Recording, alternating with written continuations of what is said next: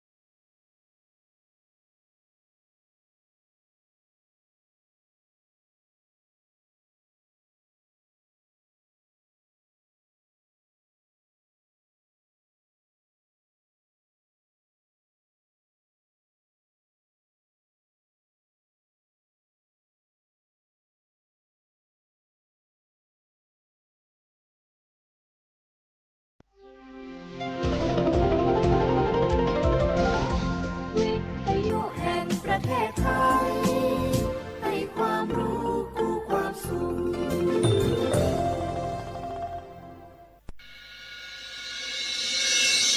สถานีวิทยุกระจายเสียงแห่งประเทศไทยจังหวัดเชียงใหม่ AM 1,476 กิโลเฮิรตซ์สถานีวิทยุภาคภาษาชาติพันธุ์แห่งเดียวในประเทศไทยที่มีความทันสมัยเชื่อถือได้สร้างอัตลักษณ์กลุ่มชาติพันธุ์สู่สากล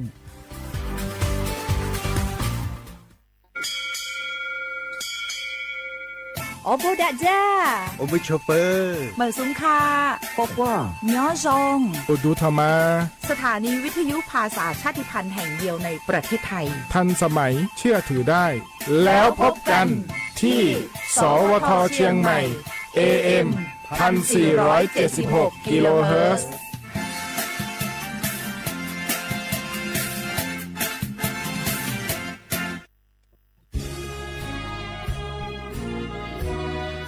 พระบารมีปกเกล้าเพื่อปวงชนชาวไทย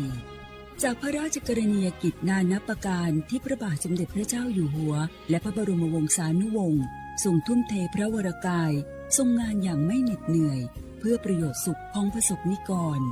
จากโครงการหลวงสู่การพัฒนาแหล่งน้ำส่งเสริมการศึกษาและด้านสาธารณสุขที่มุ่งเน้นการพึ่งพาตนเองและการพัฒนาอย่างยั่งยืนทุกย่างพระบาทคือการทรงงานทุกพระราชดำริคือพลังแห่งการพัฒนาเพราะประชาชนคือหัวใจของแผ่นดินร่วมเสริมสร้างความรักในสถาบันหลักของชาติโดยสำนักงานประชาสัมพันธ์ที่ 3 กรมประชาสัมพันธ์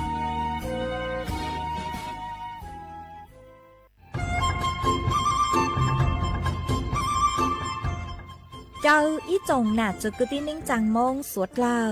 ลูว่าอีปังรูทีมเจ้งใหม่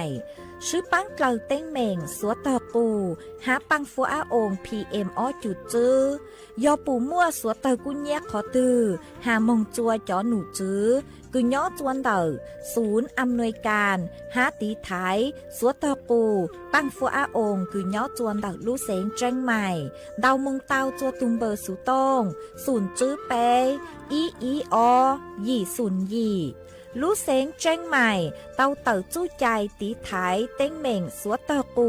หาปังฟัวอาองพีเอ็มออจุดจื้อไม่ยอขอเชยตือจื้อเต้าใจเก๋เข็งจอใจ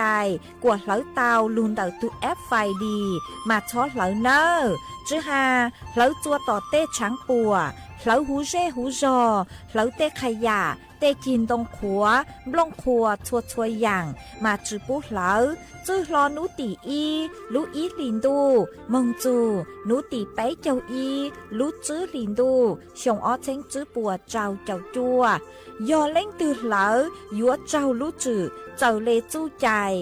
เกตเช่าจูลูนเต่าสำนักงานประชาสัมพันธ์เต่าลู่เสงเจ้งใหม่ลูกงอัวอีปังรูทีมเจ้งใหม่ใช้ชัวเต้ฟัวจัวอัวกัวฟัวจวดเล้าหูจือปูมัวปังฟัวอาอง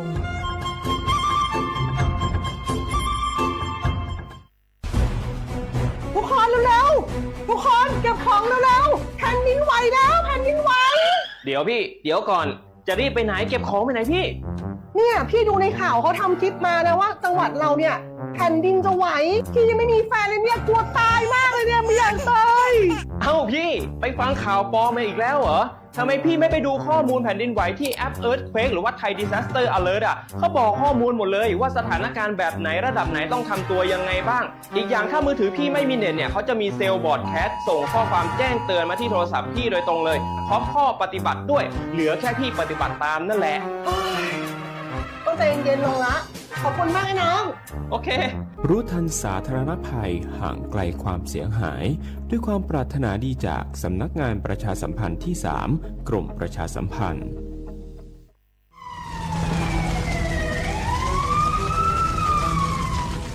สวดเลาปัวเป้าหาตาพังเก่าเต้ต้นจื้อเกเหลาช้าจูเก่าล้านไล่จั่วเจ้าเฝ่งปวนเต่าจอหาร้องคือเจ้ากุเนียลูนเต่าตัวหนึ่งเหลาวีมงช้าของหาร้องหาลูนเต่าเกเหลาล่าเหลาเต้ชื่อเซ็งยอเหลากว่ายั้งหัวกือ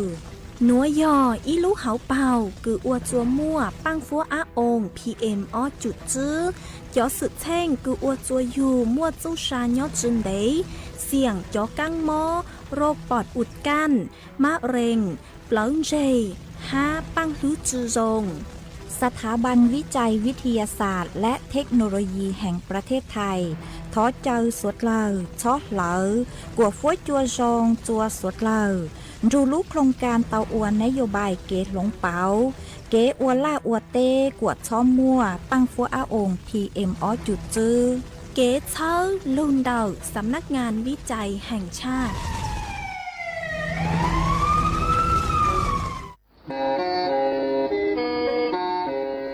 เล่งตือสังเกงโฆษณาจวนเต่าสุต้องจัวสังชัวหูเต้เชอไทยเต่าลู่เสียงแจ้งใหม่คือยอขอเชอมัวเก๋เป้ารูเก๋ฉีฟางนอนรอเต่าชงเหงสัญญาณมงเต่าเกล้ทงเปล่าหูลู่เสียงแจ้งใหม่ยอเล่งตือสังเกงนัวหล่อนงตัวเต่าจวนเต่าสุต้องจัวสังชัวหูเต้เชอไทยเต่าลู่เสียงแจ้งใหม่จวนเต่าตุงเบอร์สุต้องศูนย์ชื่อเป้อ้อช่างเจ้าศูนย์เจ้าหยี่หล่อชื่อศูนย์จั่วอ้อเปล่าเจ้าหยี่จื้อช่างจั่ว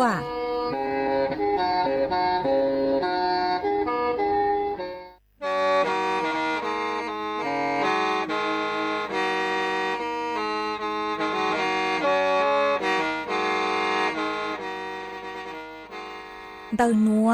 สุต้องจัวสังชัวหูเตเฉอไทยเดาลู่เสงจังใหม่ลู่เชื่อเหอฮาลูมงอีนูไปหาออจายังเซิงจูไปหาเถ่าชื่อเหอจื้อเต็งจูเจ้าเต็งยังจองดูไปหาเถ่าชื่อเหอเก่าช่างเต็งจูเก่าหยี่เต็งช่างเตินเดาช่างAMเต้อีเช้งเปล่าปัวช่างเจ้าเจ้ากิโลเฮิรตซ์เดาหนัวมงยอเป้ลูมงสวดเลยชอกันนงเต่า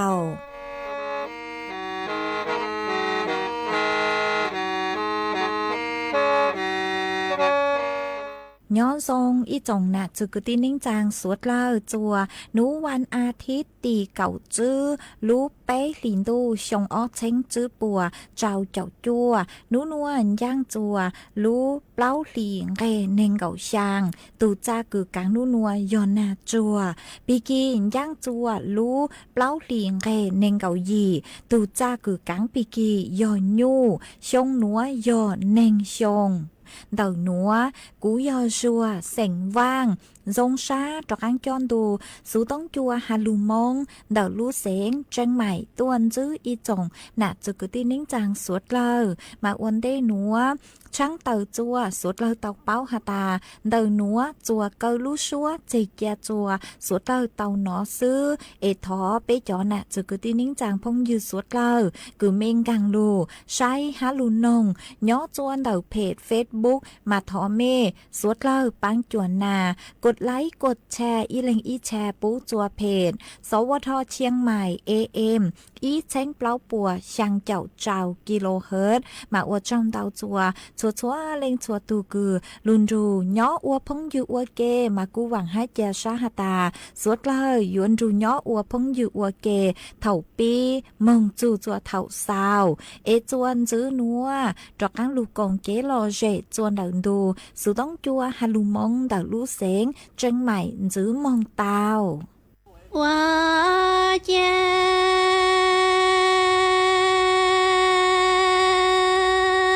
เจ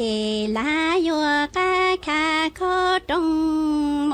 ตุเข้าหาเมกุตีมงโยหนังใจจากกูชื่อชีลอตอลุนเตียนทาลุตีตูเอกูจีมัว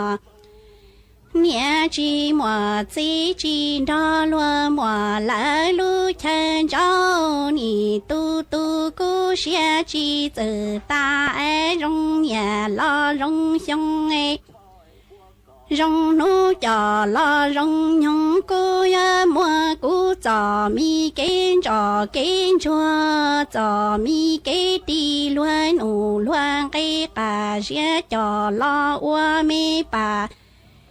ชาลูลีต่อให้เจ้ามีกือตีหนึ่งชาย่อต่อเพตงเฮาชา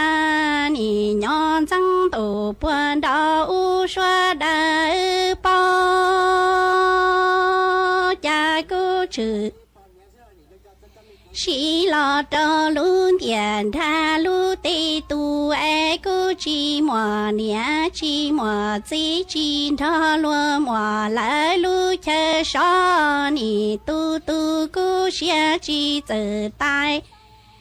rong nhà lo rong xiong rong nô trò lo rong nhung cô ya mua cô trò mi kén chua trò mi kén đi loa nụ loa cây trò lo qua bà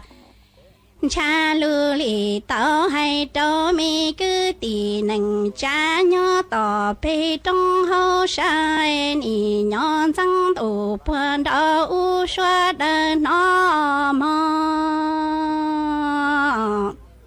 qua cha mi cứ tì nâng cha nữ trong khi thao cô nhẹ cô chỉ chẳng qua lu nâng nhoi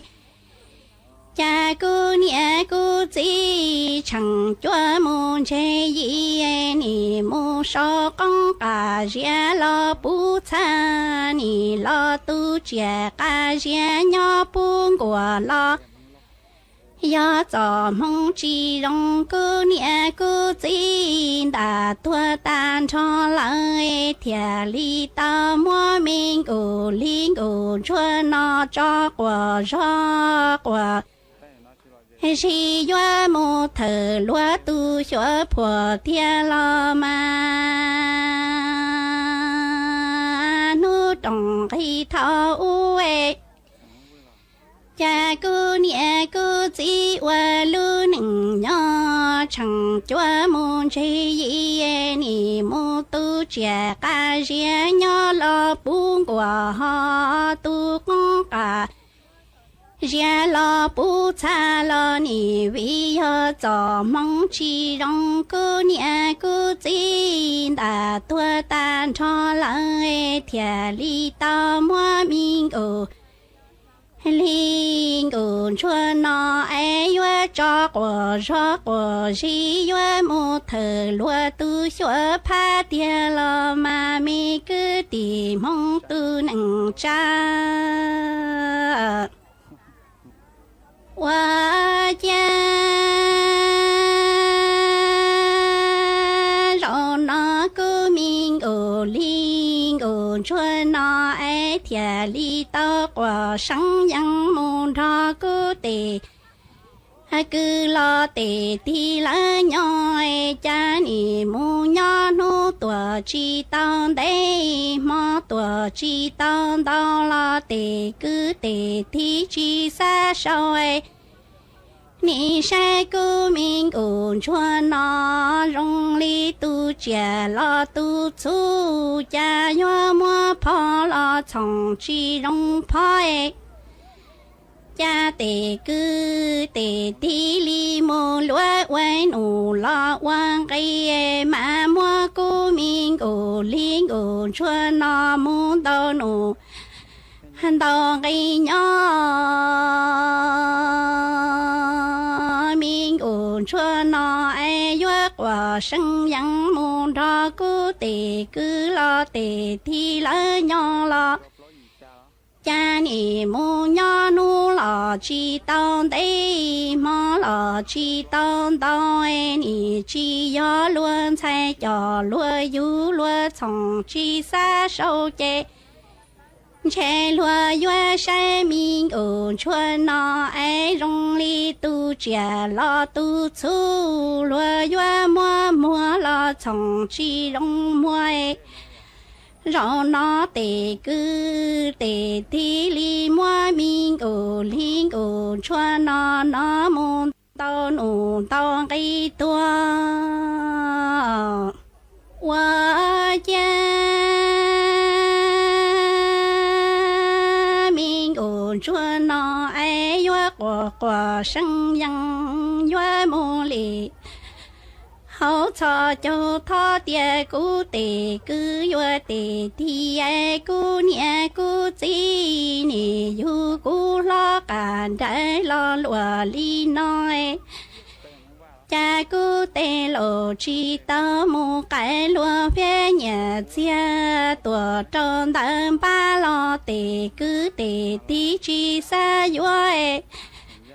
你莫古明古林古说那莫龙巴的大林多说莫说都牛的哎，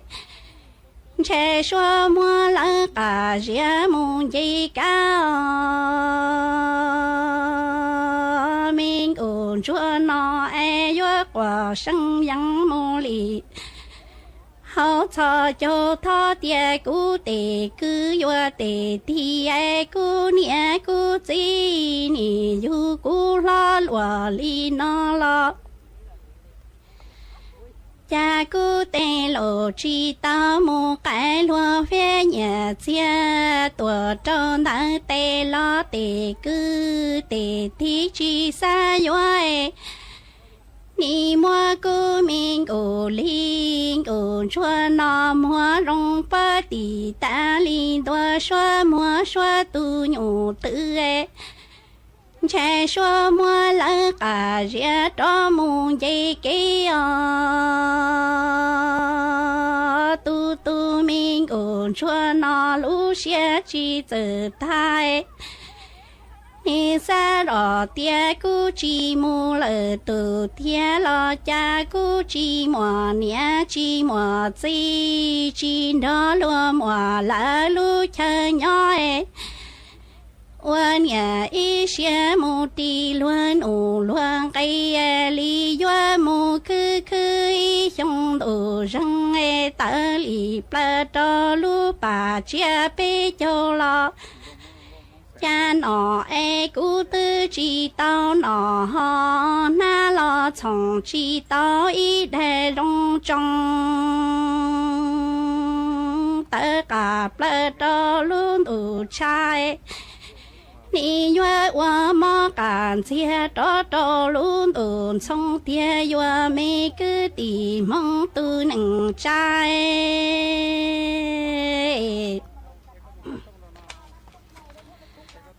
我家民工说那爱三老爹月寂寞了都爹了，家姑寂寞娘寂寞自己那落寞来路看呀，我娘一些目的乱怒乱给。你愿木可以用路人哎，大家不到路把家了，那都知道那哎那老从，知道那老下将我们走感谢路民路接得不到路路超嘛。我家都都明我穿那路些去走大龙些过里的冬天龙，就啥是老爱去古些去走大街，要么一路的爱明我穿那个里路见大多头的爱。要干的月木可古的民的长灯车的民的地乱怒乱给个热到木农业少啊，都都古民古林古村那路线去走大龙线里里中长龙之山新去爱去古线去走大街。要么一路的爱民古林古村那爱路见大多头的远要干的木可古的民的长灯车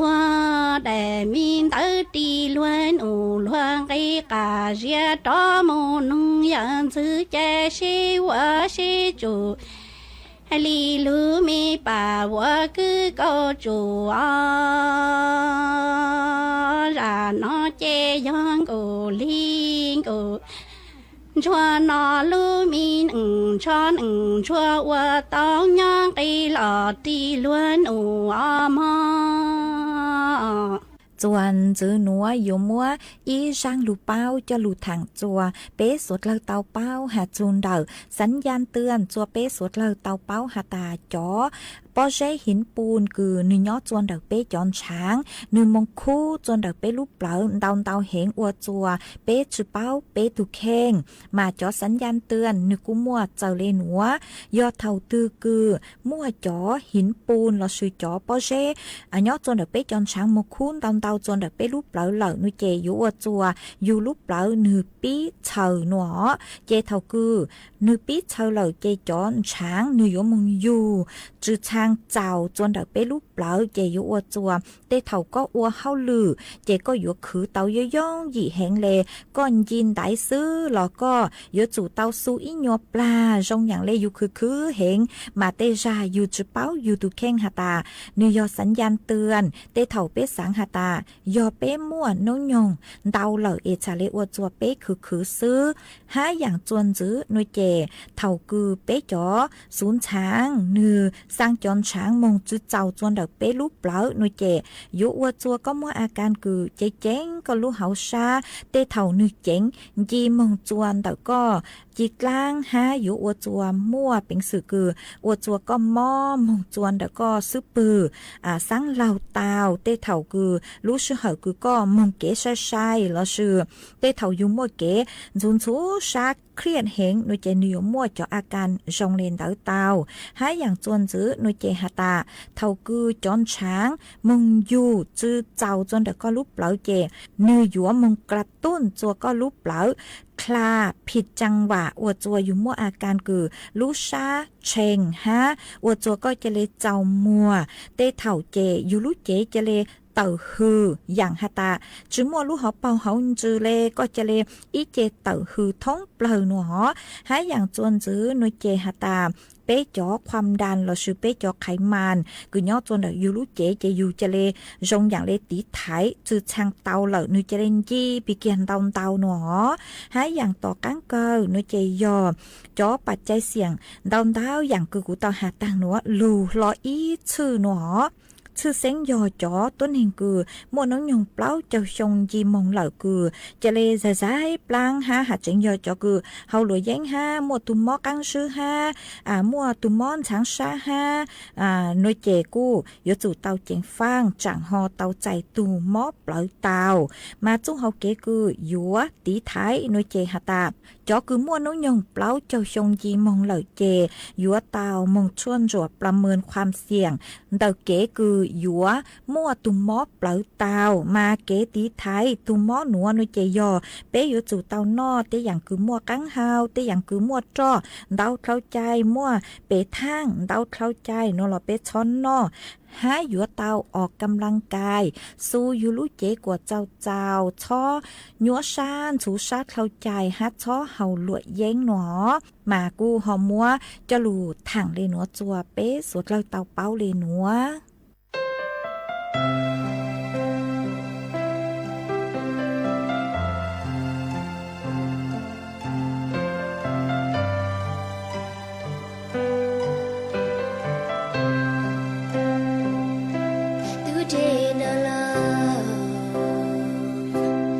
Hãy subscribe cho kênh Ghiền Mì Gõ để không bỏ lỡ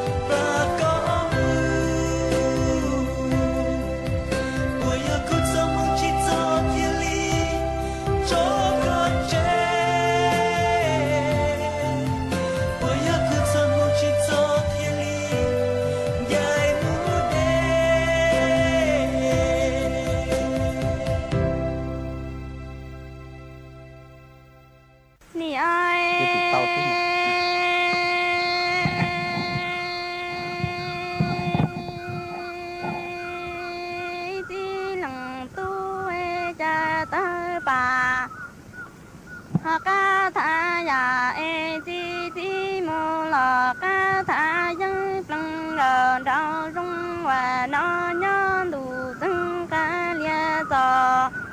hành và ki đi e ti nằng tu yua hai đà lo hai chân yua ti nằng tu à ni ai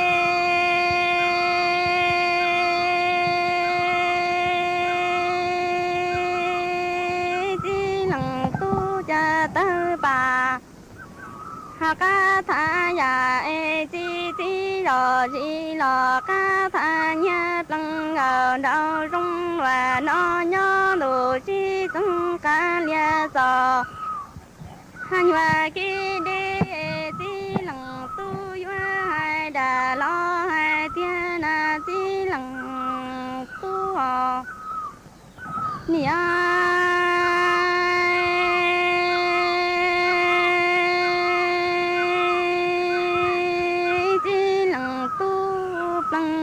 đau rung bao cò họ thia cu nó thia họ cha nhã kỳ tua lò mê đò trâu e đà thia đỡ rung bao cò thia cu nó chê chà họ tua mô lò bố cò tao giờ tí lăng tu lăng gờ đau rung và nó e cha nhã kỳ tua lò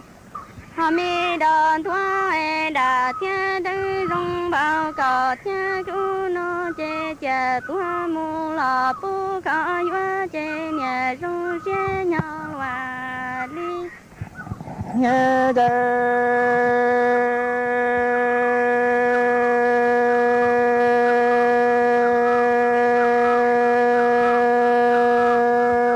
đủ tí yua mi mong nghe lằng sa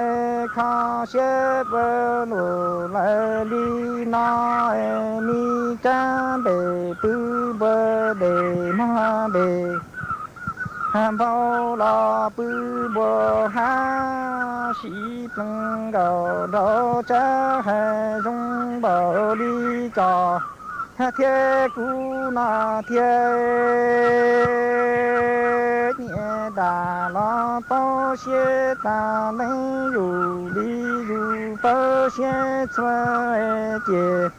ha thiê thua là chúa cu ta cầu mi mong nhẹ nằng pha đi đợi cả lu mi chi rừng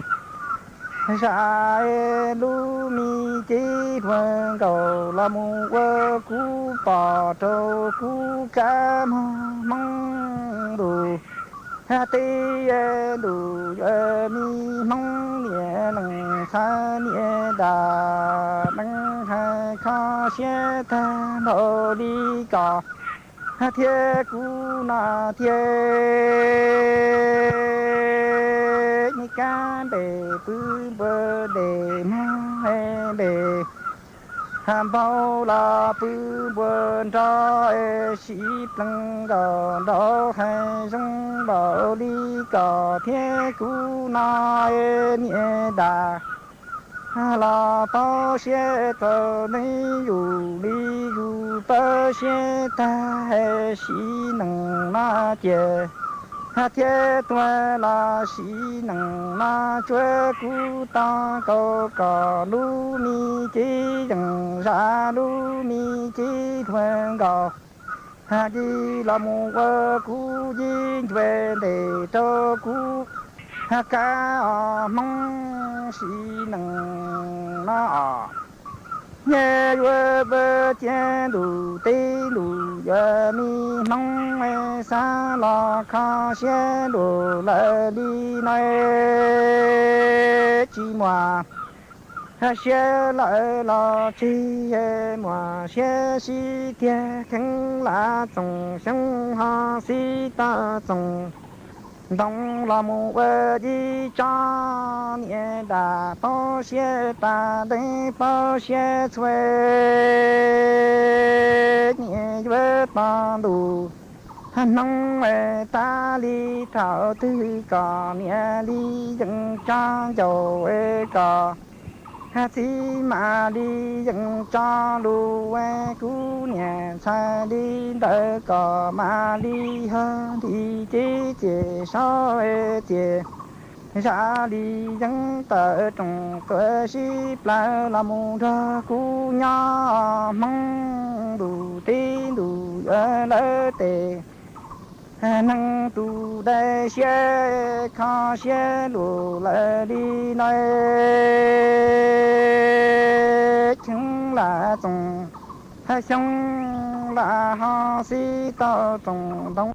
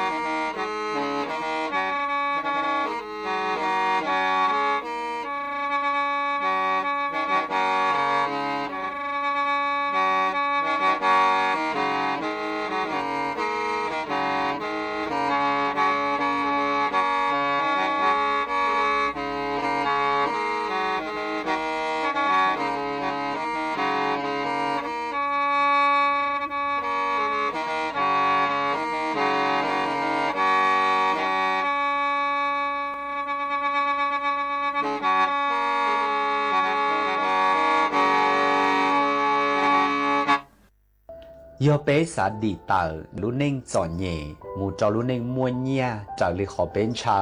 จากลิเป็นเจ้าเกมเบาชัวเปยจูตอลองกาเชียเงลูกุยหายตอนเดนออีเชียต่ออยู่ลุเน่งชิหลงเปาลีเท่ามูพิจลุชงลอยอยู่ให้จึงย้อนลุเน่งจอนเย่อีอย่างกับขอกูวีอยู่ตุเข่งชิกาเคเชียลอเกยาเชียเงเตอัวยาเชียมัวอิงเกลูวันนี้เฉิงเจิงเหงและให้เจเจียให้เดีย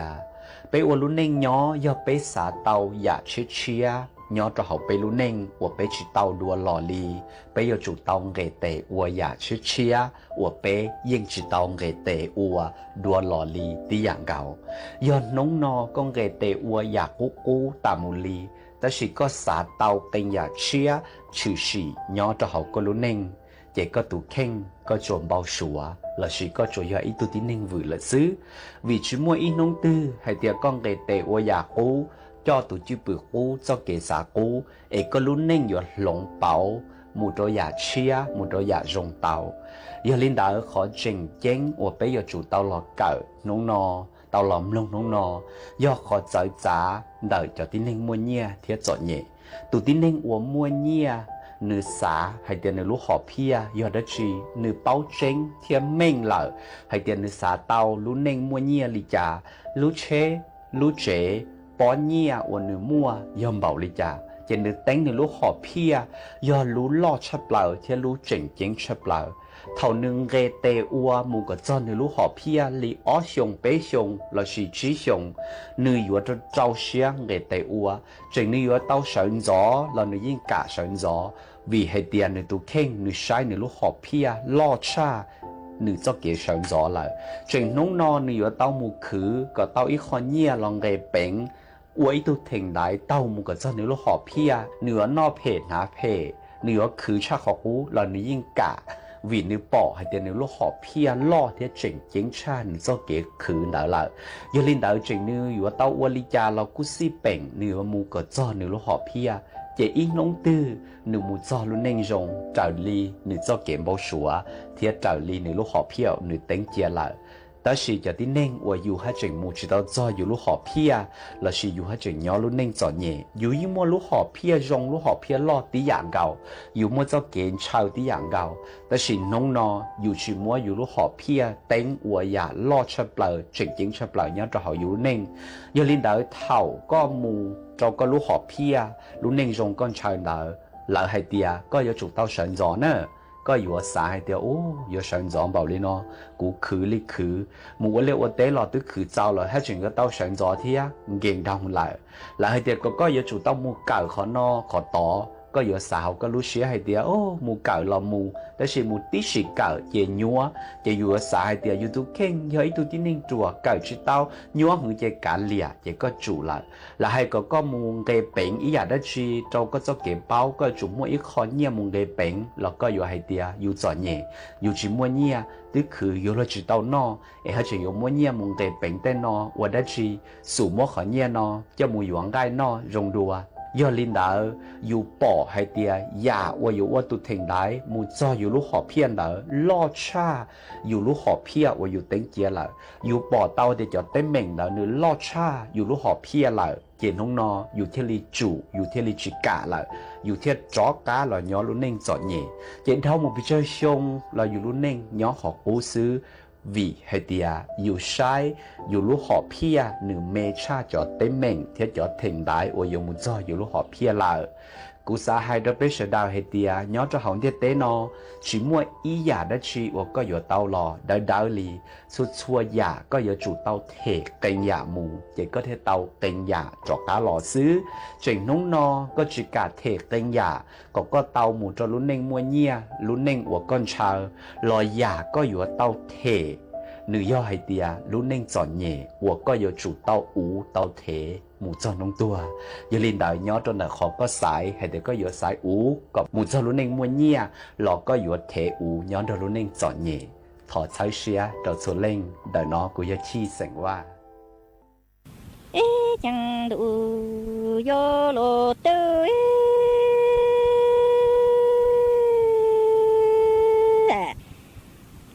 chẳng mi mò nhặng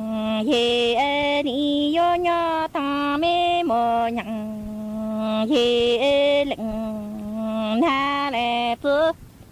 lư chi lư vặng lì sa con rô e cha bún thờ ye bồ phi nhà cha có la niệm bằng lư chữ cho đủ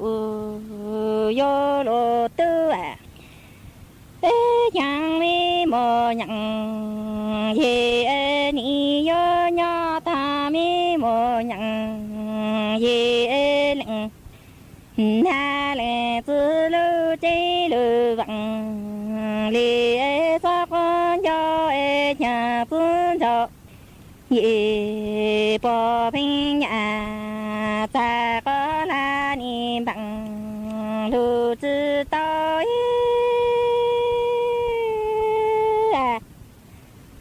chẳng đủ yo lô tư cha mi mô ha nhặng ye cha bún thọ ye bồ e ni ta mi mô nhặng ye cha lư cọ nho e cô măng e cô yo măng cha phi ngô nhà ta có la tăng cọ về ca cho e na trong duyên cho se ni yo tao y sinh yo nhà ta có la hồ yo lu sơ ca lu chiến tặng con chú mong sơ con sẽ cứ lu ca tình yo là tự tao ni mi mô nhặng ye e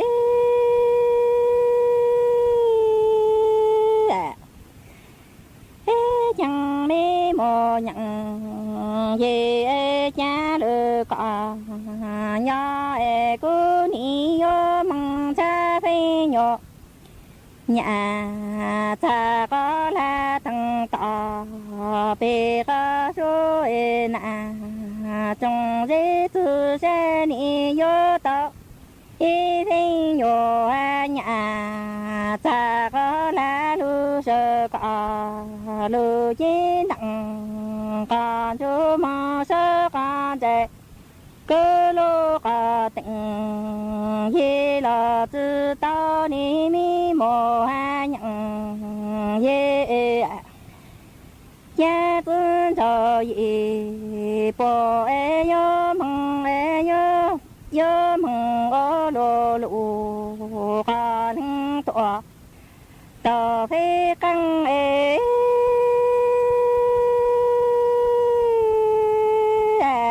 cha ni lê na cô lợ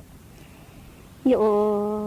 to cả dư ta cha mi mô nhặng khi lu chi lư tặng con thu yo sơ chim hò cha cha e phụ mong giờ ca trẻ nha e cha bún thọ ye bồ ni yo mong ô lô a lô ca ninh tọa tàu phi kia cha yo na cô lư dụ tô ca dư ta cha mi mô nhặng ye e lư chi lư tặng ca thu nô ni yo sơ chim hằng cha thằng e phụ mong giờ ca trẻ si e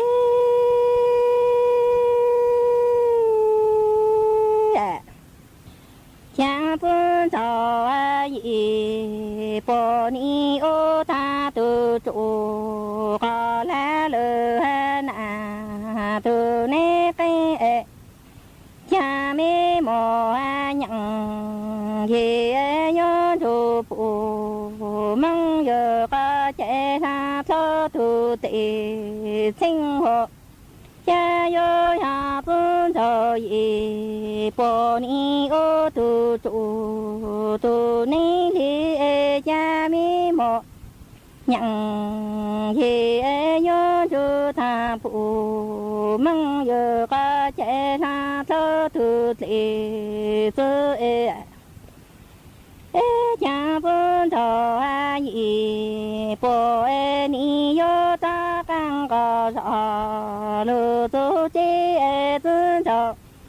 nhị bộ e yo can go lệnh cứ ne ti cha nhô han đặng sinh ca cu yo can go tua cha đơn bang e li yo mong ta ta mi mo ha nhang ye e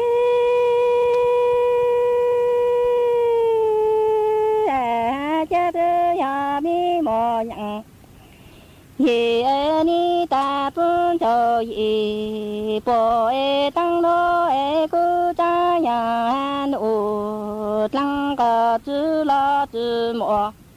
e tu nu ka zu twa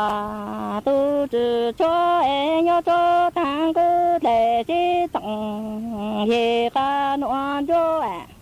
nhà cô mò phô phô phơ cho răng lửa tỏa hình thù e cha cô mò tu lửa cả măng e tỏa cha căng lửa ni xuân chờ y bò e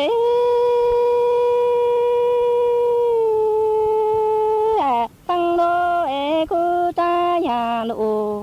lăng cả chữ e chữ mò e tu nụ cả chữ tòa tu chữ cho e yo cho thằng cứ để chế tổng ye ca nuan cho yo mò phô plơ tin du tòa ta cho răng e cứ mò tu lư cả măng cho ca chẳng quân cho gì bộ e ni cho căng cả lô tu chi e quân cho gì bộ e lu sa tu to e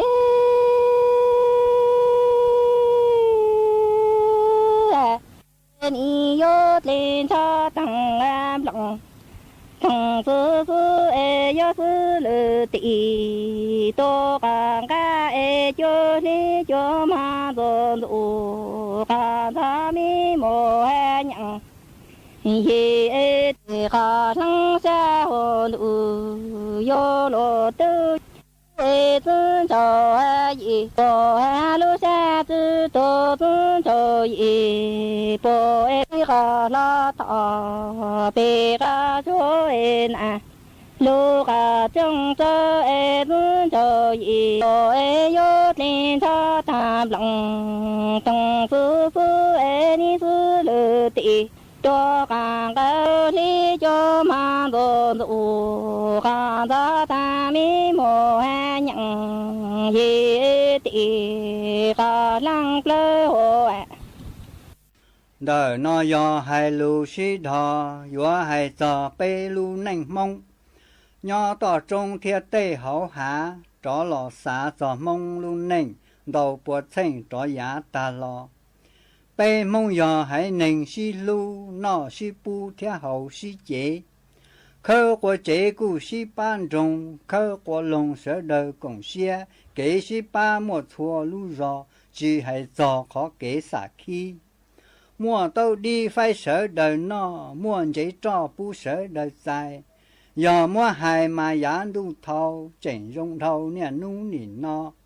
ná chỉ cho cụ chỉ plung đu kế hai lu cụ hai tàu mình trang nhà kinh số lên sợi chua sinh lu xua nhìn rón sinh kho mong tàu cho tê nó bỏ chê chỉ cùng tê thiết chỉ cùng xe kế sĩ ba cụ lo ru ru kế hai lu cụ hai chỉ mình trang nhà kinh tư chỉ sợi chua cho lúa mua kỳ ta lon tàu mong cho lầu tư lòng chỉ tàu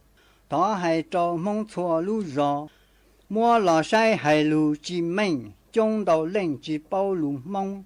hai chỉ thông theo hai chỉ yo左路老还小路马农只差theo bao chỉ chân nhẹ y chân cụ địa y pa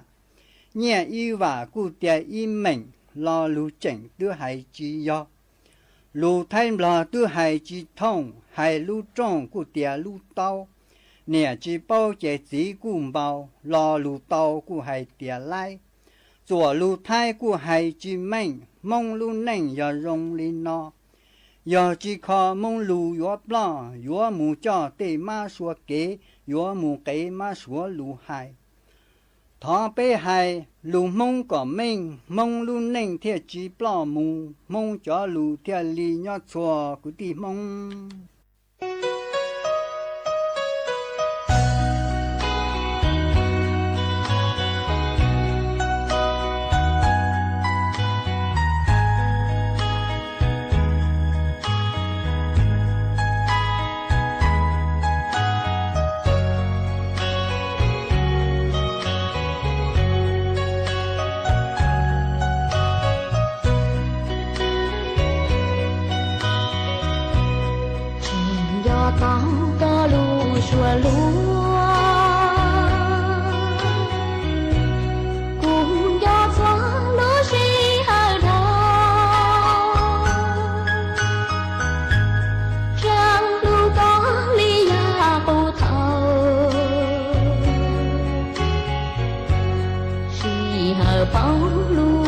chi lông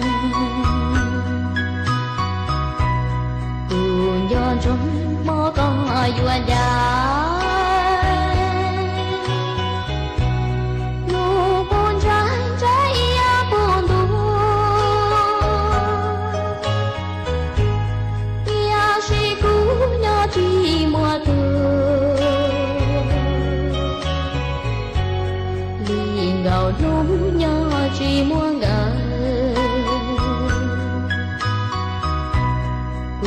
do con xua lối chạy nhồn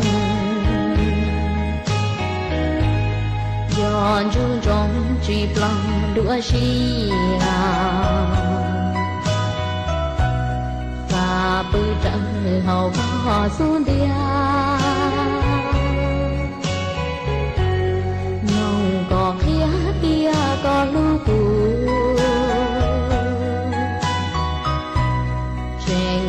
trong nu có yua mu xia bao yu yua xia yua cho do du đắng ua nu ua mò do chỉ lo xua lu xi hờ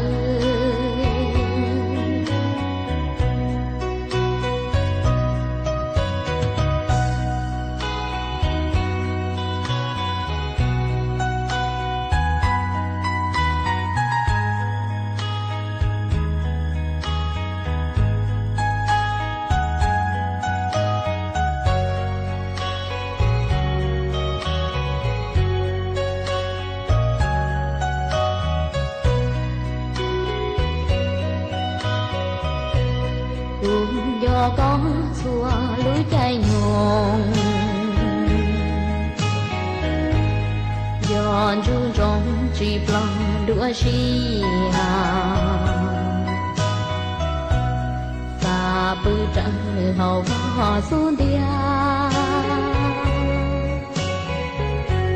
nhông có kia có lưu cũ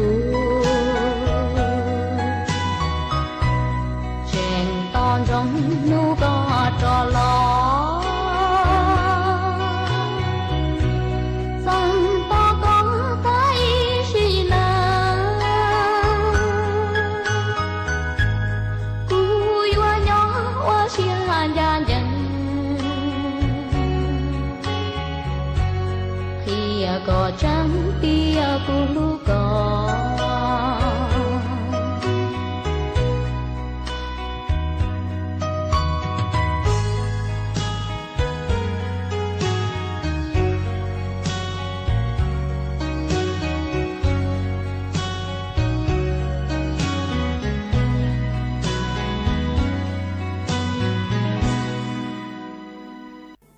จงหนาจะกูที่นิ่งจางสวดเล่า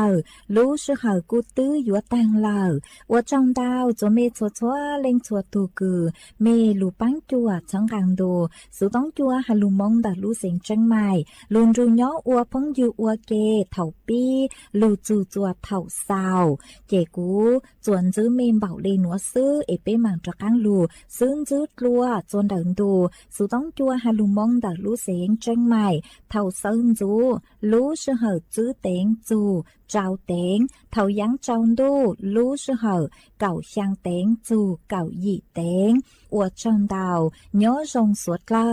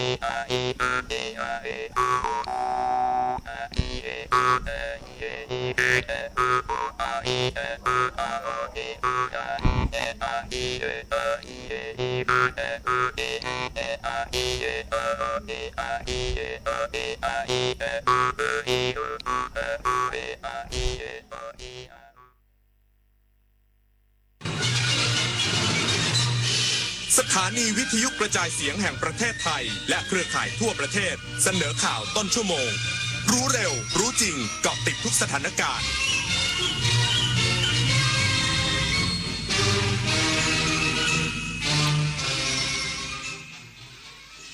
รับฟังข่าวต้นชั่วโมง 6 นาฬิกากับธิติมาอินกล่ำค่ะ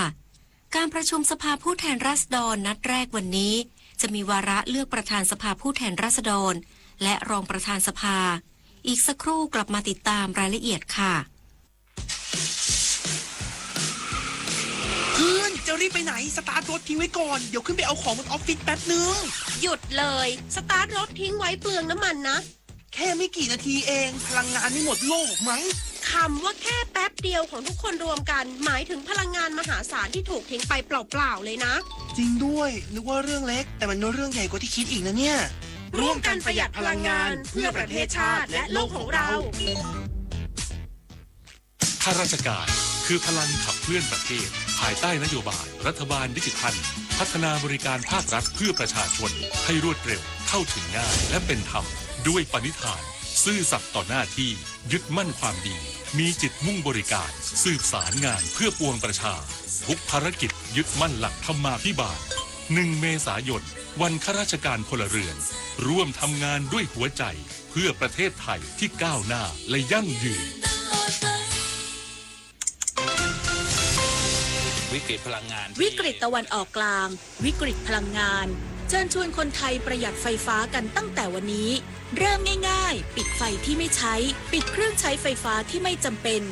ปรับอุณหภูมิเครื่องปรับอากาศที่ 26 องศาเซลเซียสสวมเสื้อผ้าระบายอากาศงดการสวมสูทเดินขึ้นลงบันไดในอาคารแทนการใช้ลิฟต์ลดรายจ่ายลดใช้พลังงานร่วมฝ่าวิกฤตครั้งนี้ไปด้วยกันแสนอาลัยสมเด็จพระพันปีหลวงไทยทั้งปวงหมองมนก่นร่ำให้พระผู้เสด็จสู่ฟ้าสวรรคาลัยแนบดวงใจตามพระบาททุกชาติภพปวงประชาน้อมสำนึกในพระมหากรุณาธิคุณเป็นล้นพ้นอันหาที่สุดมิได้ข้าพระพุทธเจ้าคณะผู้บริหารข้าราชการและเจ้าหน้าที่สถานีวิทยุกระจายเสียงแห่งประเทศไทยกรมประชาสัมพันธ์การประชุมสภาผู้แทนราษฎรนัดแรกในวันนี้จะมีวาระให้สมาชิกสภาผู้แทนราษฎรปฏิญาณตนในที่ประชุม ก่อนเข้ารับหน้าที่ตามมาตรา 115 ของรัฐธรรมนูญจากนั้นจะมีการเลือกประธานสภาผู้แทนราษฎรและรองประธานสภาผู้แทนราษฎรวันนี้เวลา 9 นาฬิกานายอนุทินชาญวิรากูลนายกรัฐมนตรีและรัฐมนตรีว่าการกระทรวงมหาดไทยจะเข้าร่วมการประชุมสภาผู้แทนราษฎรชุดที่ 27 ปีที่ 1 ครั้งที่ 1 สมัยสามัญประจำปีครั้งที่ 1 ณ ห้องประชุมสภาผู้แทนราษฎรชั้น 2 อาคารรัฐสภาสำหรับระเบียบวาระการประชุมครั้งแรกนี้ประธานในที่ประชุม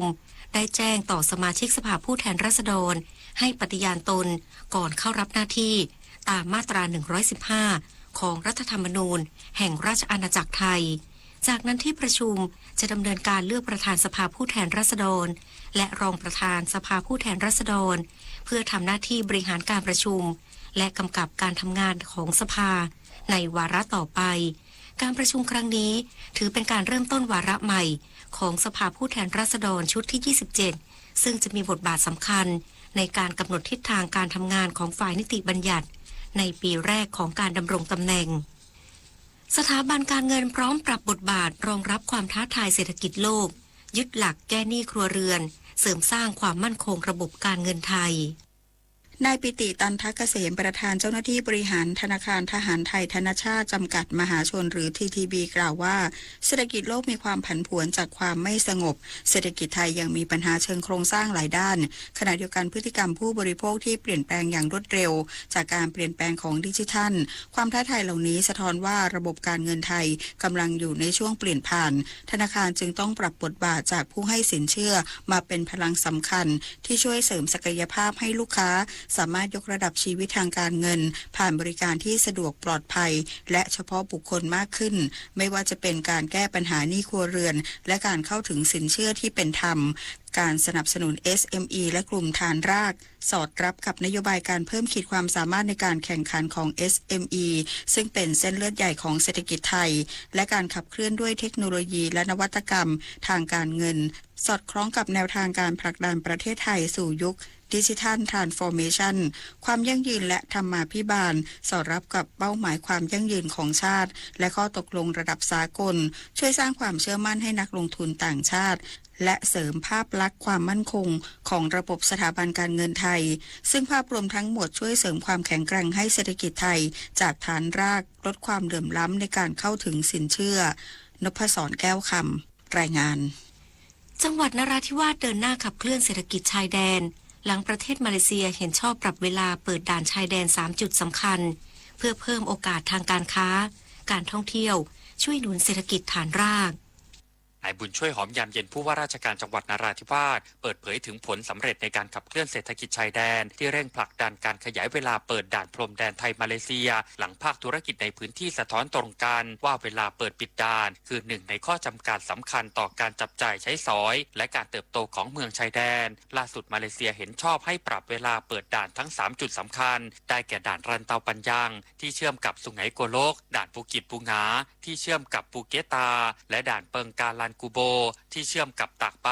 ตามที่ประเทศไทยเสนอโดยให้มีผลตั้งแต่5 นาฬิกาที่ผ่านมาตามเวลาประเทศไทยสำหรับเป้าหมายต่อไปของจังหวัดนราธิวาสคือการเดินหน้าเฟส 2ผลักดันให้ด่านสุไหงโกลกขยายเวลาปิดถึง23 นาฬิกาตามเวลาประเทศไทยโดยใช้ข้อมูลสถิตินักท่องเที่ยวมูลค่าการค้ามาเป็นฐานประกอบการพิจารณาเพื่อนำเข้าที่ประชุมร่วมกับสภาความมั่นคงแห่งชาติและคณะรัฐมนตรีในระดับนโยบายก่อนจะประสานไปยังรัฐบาลมาเลเซียตามกลไกความร่วมมือระหว่างประเทศต่อไปวิรพัฒน์เพชรสุดสวท.สุไหงโกลกจังหวัดนราธิวาสรายงาน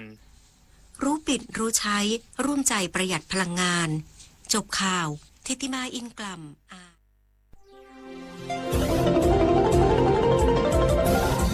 วิทยุแห่งประเทศไทยให้ความรู้คู่ความสุข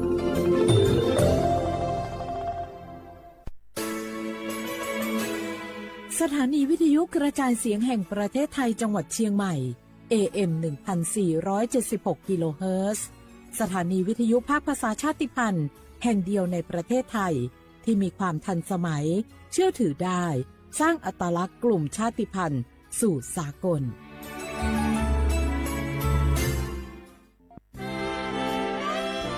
ตลอด ประวัติศาสตร์ของชาติไทย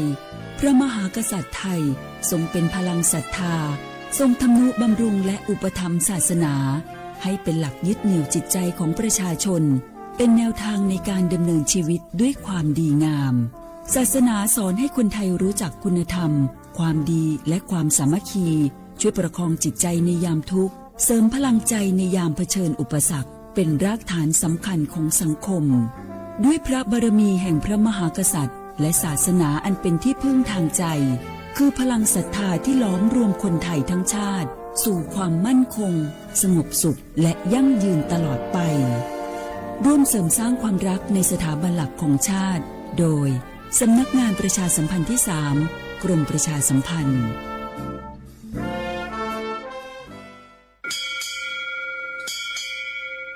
โอโบดาจ้า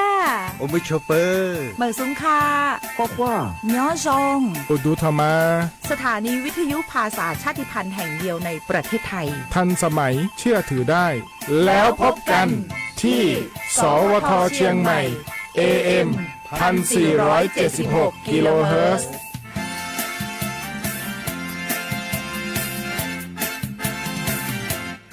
ติดขัดเรื่องการรักษา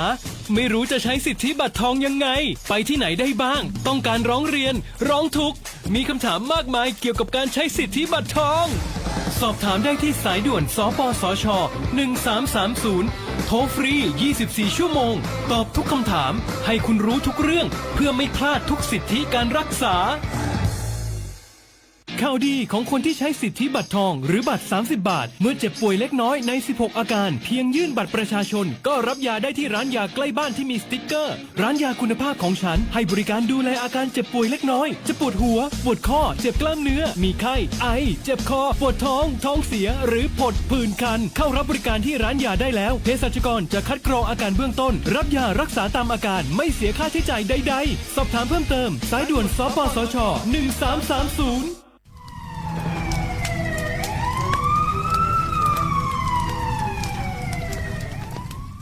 下话我们啥子判面我们家多去出边面嘛我们家吃懒来嘛是别人啊กู吃不生我们家我老做饭家都错嘛ที่เนี่ยว่าจะว่าโลสักเนี่ย我们家比话จะมือดูทุก错嘛ที่เนี่ยก็สักจะทุก错嘛ที่พวกทุกชาที่มาความเนี่ย PA 2.5พิลามาที่เนี่ยว่าเรา做一口อยู่ในจ้าที่เนี่ยว่าเรา做หน้าพิลามามีความเสี่ยงจะไม่คือโรคหัวใจหรือว่ามันเลยโดนเนี่ยคือสมองเสียมาโรคปอดใกล้มางที่บ้าน我们家มาสายาสถาบันวิจัยวิทยาศาสตร์ที่เนี่ยคือเทคโนโลยีแห่งประเทศไทยไงวุ้ยชอบมาคือมาคือแต่คนแรกยี่จอละโคตุถัดสู้มีฉากขนาดมาจะมาเมื่อเขาลิป้าลิมาเป็นซาบิวมันยี่จอสู้งบเนี่ยคือวชสำนักงานวิจัยแห่งชาติ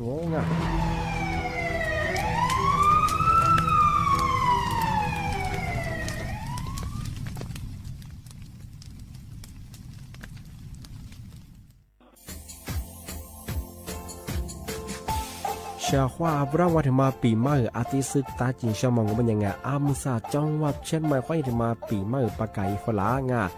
ที่5ที่เนี่ยก็ปุ๊กว่ายังว่า5 3次ที่เนี่ยสังเกตคนอยู่ตรงนี้โฉดซึกูกว่ามาคือตัวถัดสู้ดอกกับปากกับเมียนเบสเพียลุมมีโดขยันรัวจุดเปลือกสัตว์ความแบบดิต้มแบบตัวถัดสู้บางที่เนี่ยพื้นที่หรือตัวจางเป็นยังก็ยากระบบไฟดีข้อนี้มาอนุญาตอยู่ไม่คือมาคือตัวถัดสู้ดอกที่เนี่ยปีความว่าตัวสองเป็นยังฝ่าฝืนยังคือกลุ่มหมายละชัวยาชัวยาโซดอกที่บ้านเป็นยังมาตัวชัวตัวเบียร์พะมัวงเป็นยังเอาโทรแจ้งศูนย์อำนวยการแก้ไขปัญหาหมอกควันที่นี่คือฝุ่นละอองมาคือจังหวัดเชียงใหม่ยี่เบอร์โทรโง่เป็นยัง053ที่นี่112808หรือจะมาโง่เป็นยังสำนักงานประชาสัมพันธ์จังหวัดเชียงใหม่ก็ยังดีปีมากทีเดียวประกาศยุพลังอันนี้ประกาศมาก็ตะวันเลยยุจลาฟรุง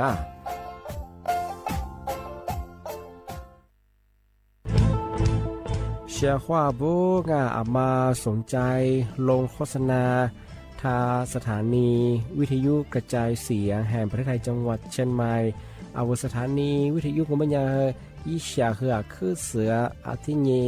ยี่สัญญาณก็คือหูยาคือยิบเป้เที่ยวพื้นที่จังหวัดเชียงใหม่ยังที่ปัญญามาสนใจลงโฆษณาอยู่ช่องของปัญญาติดต่อ ที่สวทเชียงใหม่ง่ายิบเบอร์โทรเป็นอย่างคือ053-276-0685อาทิเย0922468579ง่า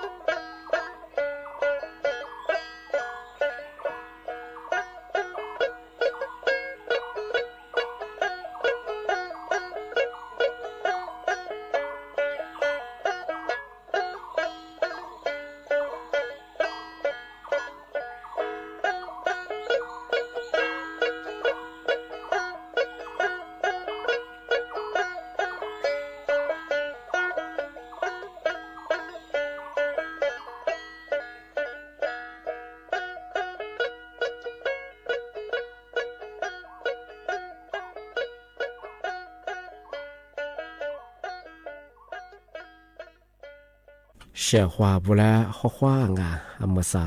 เอาลิซุงโอโดซึตว่าเปลาโองอ่ะเอาลิซุงโอโดจามงโอบัญญาธาจิ้มหมายงาสถานีวิทยุกระจายเสียงแห่ง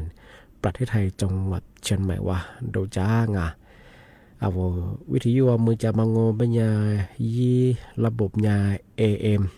ยี่ครึ่งความถี่งบัญญาที่ตัวลี่เฮียสิจะโชว่าโจเนี่ยคือตัวหลังอาตินทาวระบบไลฟ์สดไง Facebook ยิบเพลงของเบอร์สวทเชียงใหม่ไง AM 1476กิโลเฮิรตซ์เอาลิซุงโอตัวจะมองว่ามันยังไงที่นี้หรือด้วยไงแน่ๆที่ขวาที่มลที่ขวา nè nè ngô bé nhà y vé la nhà nè nè chỗ mua khoa nhì sử một sừng à thì chung một đoạn thì một lọ ngô bé nhà nhì mua khoa nhì sa mua à nà thì nhà khoa nhì nà nhà sơ thì như thế thì đồ chả ngô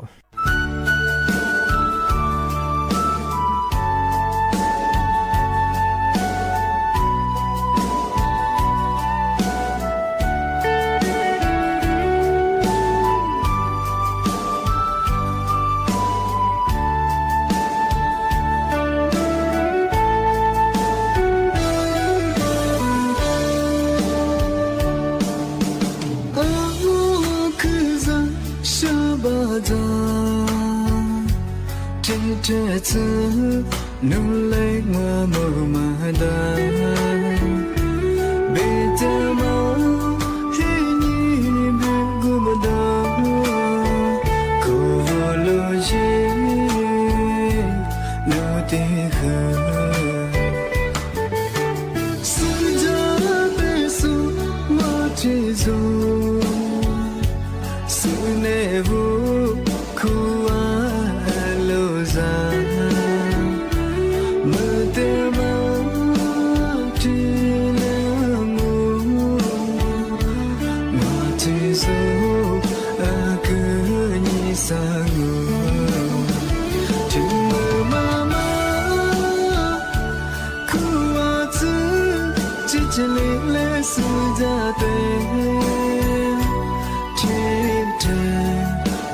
cô đơn mà dô gỗ thề bê khờ đi ra mơ trên mơ bị lá chỉ để cứ nghĩ bị hoa lô trên đuôi ra thêm nhớ đi chơi nhớ đi solo chỉ là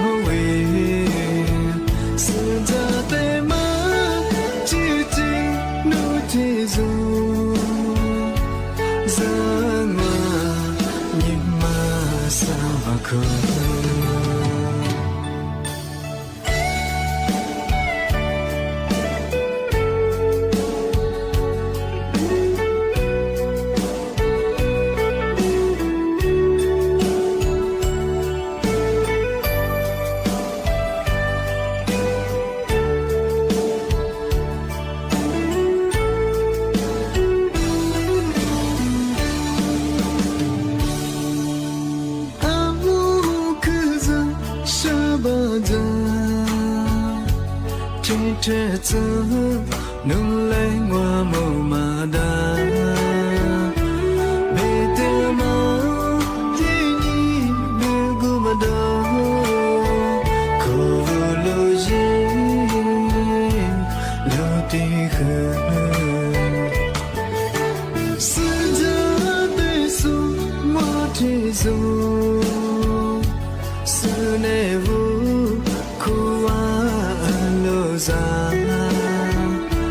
mơ tê mơ chỉ lỡ ngô mà chỉ dô cứ như xa ngô chừng mơ mà khu hoa chứ chỉ lê sư gia tê trẻ thơ nhưng mà cô đơn mà dô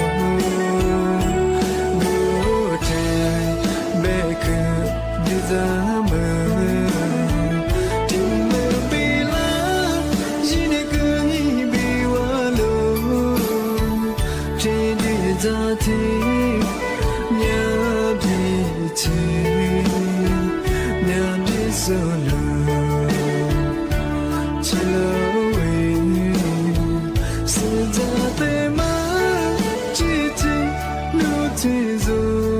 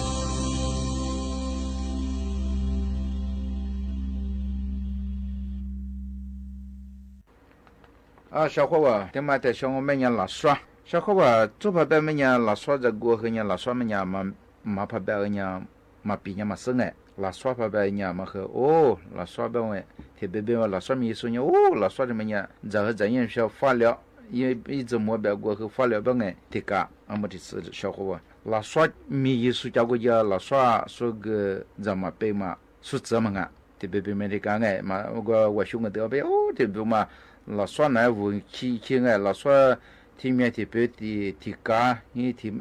个he子he那块里面掉到个一批批掉个到6个到个4个到个啊，都提吃和个在那边哎，这边忙啊，而且边呀，所以米说我们呀发力过哎，而且边呀说呀，听年里么呀，听年里一家，人家一个人家我过么或者做一米嘛，一数学的。木嘛那咱什么的，早上了没呀？而且呢，一三讲没呀？发亮啊，而边个，所以别些也不一边个，拉耍他们要没呀小伙伴，做怕边呀，所以别格拉提姆，而边个格拉提姆，啊，我哩说人拉耍边个，拉耍他们个做怕边呀，我哩说我很猛哎，小伙伴，我别在干样个，啊，我哩说我们个他们拉耍边么呀，何怕我带了鱼哎，而个，啊，我哩说我伢哩边，阿妈，你让我讲我们伢，对我们这些，哩说我的当伢这个好吧，说我们鱼伢哎。个老说的嘛，我们个天天么伢的个小伙伴来说，这年鱼也不抓，我的我也不有的嘛，这个的比个，老说的嘛，啊我在家鱼家边和我嘛生意不有的嘛的小抓，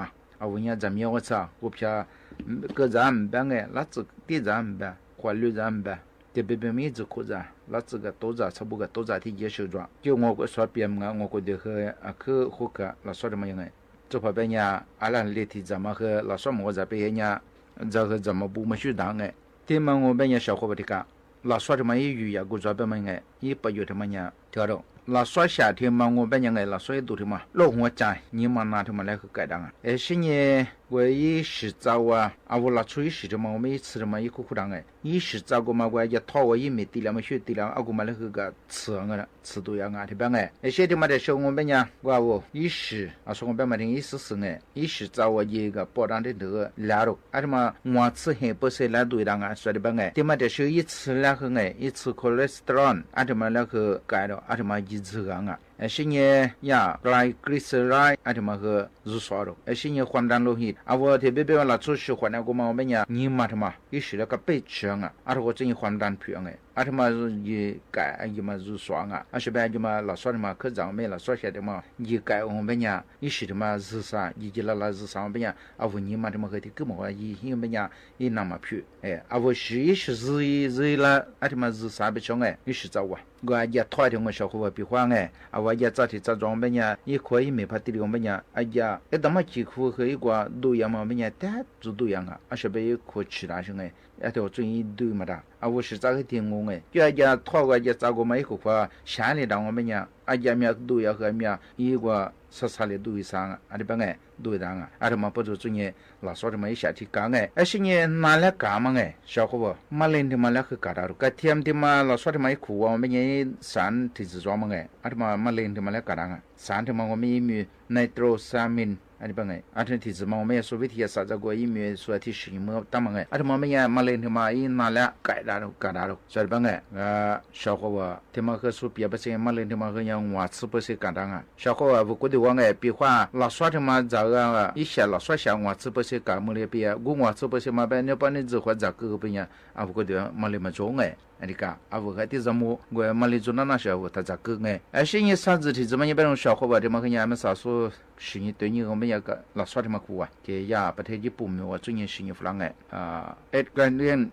一个人啊这边哎，啊这提子嘛我们呀小伙伴说别把这样车外啦，也车啦他妈来和你洗的了，啊说老说的没想嘛。他们我们呀，啊不不有过的时候呢，后来嘛在说我们呀，提下外拉的嘛，别当哎，啊我了出过的我们呀外拉的嘛装，啊我了外拉的嘛，反正我们呀的我们呀一喝哎吃多啊，啊么新年过的过没啊，啊里头自个你们啊车拉进头，啊他们来洗拉头，要是老说洗啊，他们哎小伙伴，哎新年的嘛在说我们呀，啊我下嘛这个我们呀下下来嘛这个哎，啊说嘛我们呀一改嘛干嘛，啊么啥一下下来嘛我们呀个比划，啊我下下咋的是我呐。比话啊，我那不皮那那不龙哎，新年我过的喜欢呢，我一那单个嘛面了，按天头一下改，火火的话下改了，新年特别别嘛，我们那个啊，我觉得我这不都是来爱国好个嘛，过日面上了，啊，这么去改单啊，所以呀，特别哎，老说这么一想，啊，这么我们呀，啊，那么意思啦，啊，那么意思啦，别么呀，啊，我别个嘛当个是没是这个我们面是木嘛的，啊，我这个花个大嘛，我觉得苦啊，啊，这么木嘛的嘛哎，这么啊，我有嘛装嘛这么一尺度啊，有嘛的一改啊，啊，这边哎，啊，这么不都做么呀，老说这么和呀，啊，做派边呀，一保有别么呀。别个嘛当个啊面装，条么人老说小伙子一米一送哎，发了半年嘛怎么他赢哎，老说呢别个人嘛听我小伙子，我说别嘛听啊我怎么个，人老说的嘛么人发了半个啊我怎么样发了我不要我他对你，我这个那次票我对你，啊我到我做你啊第年咋抓，第年里哎老说的嘛，一米一送么人别嘛到过哎，他我那次提个。那这个啊，咱不别人嘛说，我说，人家我这东我们家我的个他这个哎，老说的嘛，人家别的我啊我个那时候面个和人家啊我票和嘛去了，这日本们家我这和唯独我嘛这对我好，对们家啊我这对应我们家小伙我我爱听我说带和说讲我，们家那次的个他个哎，也拿的个嘛那次个那么被我们家的个他个，该他们别了说这个拿来比我们个小伙我。小伙子，我拿来那次那面的哎，这个咱米多，咱米嘛在小我别人喜欢那喝那次票嘛，还得比啊。小伙子这个啊，我太子没话没啥，40路4百嘛哎，那次票，咱嘛在小咱米嘛的了我，咱嘛在小面那次个票啊的吧哎，那次票嘛那次啊我太子那出事的嘛，太子们一到嘛辞职状。ที่อยากละส่วนสาธารณสุขสู่คือชิญิฟลามังเอสวาญิฟลามาแต่ว่าแม่ยา40กว่ามาเลยละคือกะดามังเอที่จิจวมาสุเบเชญาที่1มงแม่ยายามุมุสดมะม่วงน้ำดอกไม้แบบมาอาทิมงแม่ยาที่1เบชอคือกะดามาเลยละเอเชญะที่มาแต่ชอเมกูหาดุสที่มาแต่ชงแม่ยาที่ยามักกะสเอเชญะกูยาสาลีอาทิตย์แม่ยาวิตามิน C กูมามีอ่ะไอ้บังไง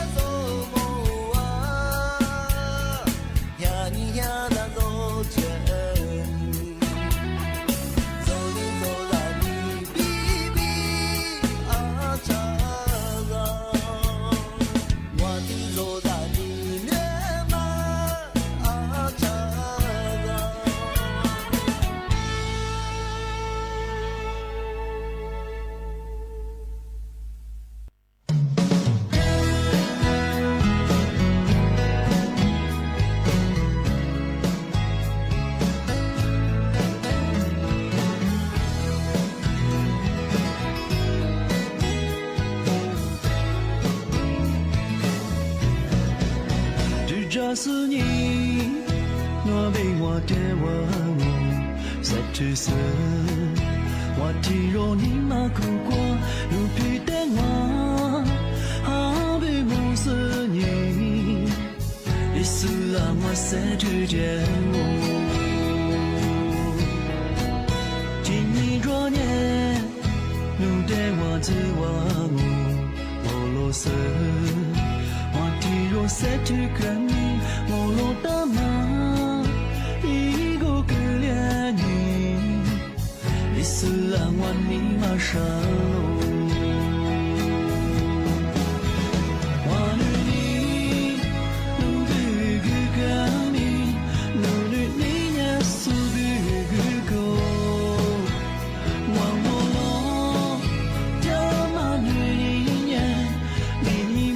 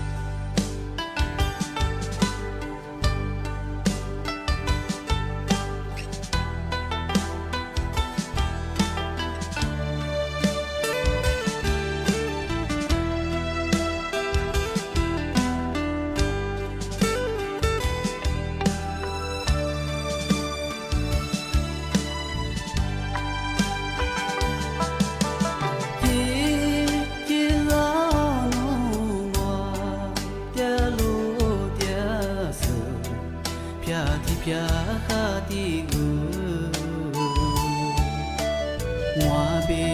มาดาวโลโลที่กามาเมียบิชูตุยามจีจีลาวนูมัวเตียลูเตียเสเพียที่เพียคาที่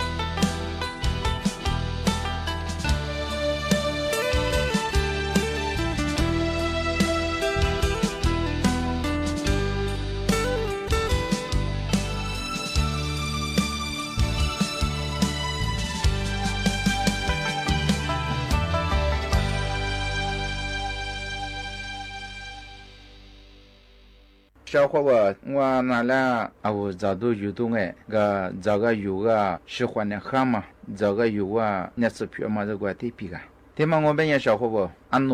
诺拍表我们安诺他们很妙俺也我拿来的照片嘛，你们安诺是安不安诺是嘛安诺是脱了样嘛。小伙伴说是你弗拉嘛说的问题也啥这个说别不是呀，安诺是他妈苦我们也压克西嘛，他妈苗头，克西他妈也苗的个，慢慢也无老聪明小伙伴的个，克西他妈我喜欢的，他妈来克西他妈方面没我有多玩呀，次玩呀。我次嘅有多天特别嘛样说的口线这么最一就不无浪ปูเตลังอ่ะแคลเซียมที่มาพับบาเลียงว่าไม่ยาวอยู่ตัวมาขึ้นมาเขาละชุกมาไงอันนี้ก็อาร์ก็จงยามาสัญญาสูเปียไปสังไงอันนู้นชิที่มาไม่ยายี่ชายี่ดูกูมาไม่ยาแคลเซียมกูมาไม่ยาอาร์ก็จงยาวชุกคนเนี่ยเอาพัดจำมือขวางไงมาชิมาหาใจกันว่าไม่ยายี่ปอยู่กูมาเนี่ยคือค่ะอาชme avu yu tu ma telanga avu zaga ba gwa khu mangai avu khu sha ti do okano kai ma chi ma ngai ati yong me ya la chu go mula zu sha mangai yu tu gu ma te te dang me ya ala cha je khu tsna ka ma na the yu tu ma khu na ngai ati da la chu chu mu za mu ngai te bi bi mong be nya ni zi te je be ya o te hua nya be ya zi zi le zi na yu tu na avu ma se有多个嘛，一个字一个德国的比较广啊。但我们家小伙吧，那出门别么特别样哎，不过我们呢，把咱们的个嘛和过来比样哎，hormone estrogen 那个嘛和去嘛做，这比呀那偏那适合本身的了，哦不，适合那个的话，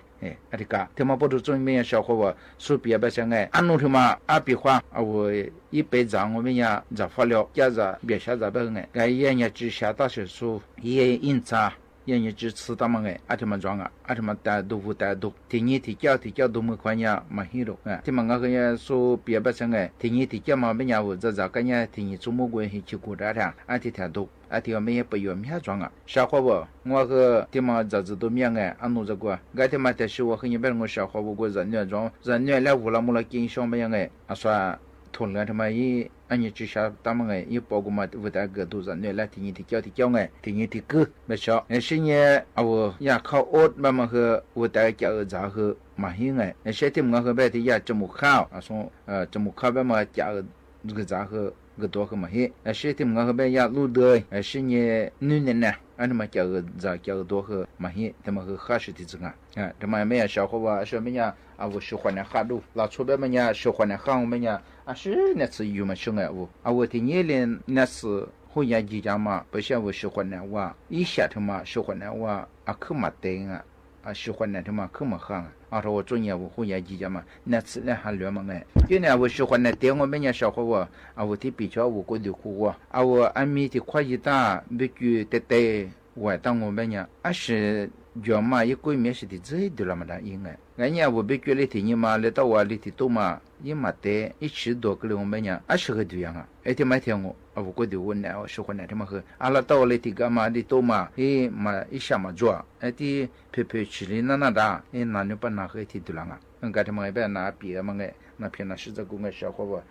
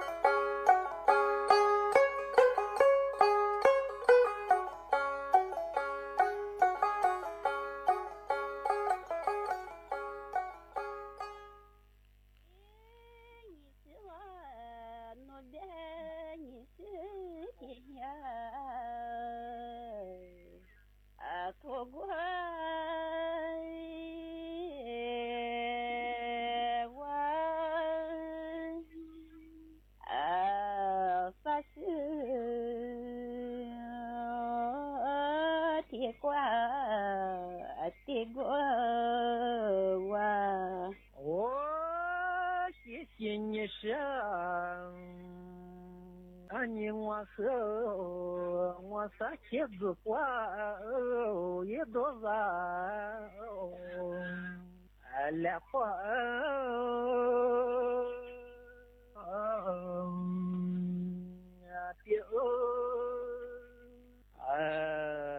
发光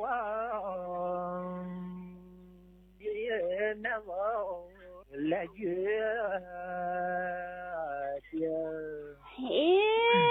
你是我我的啥天子快都是来快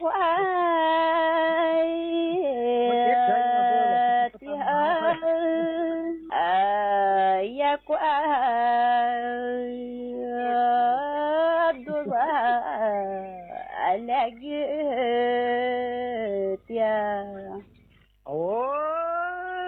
谢谢你呢，你我和子挂来个，你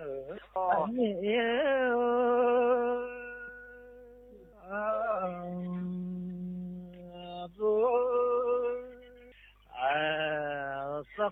挂来个。的毛三呀子，我别拿我的个来快的嘛，三爷子来个。的嘛，三爷子，哦，谢谢你呢，你和三爷我的多，也别走。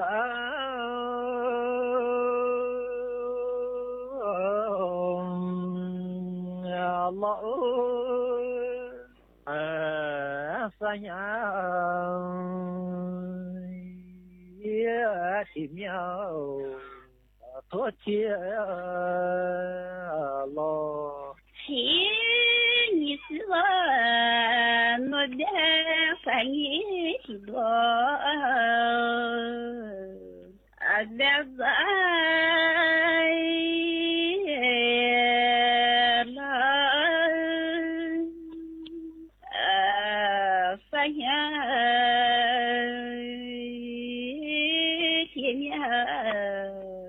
多谢了，哦，谢谢你生，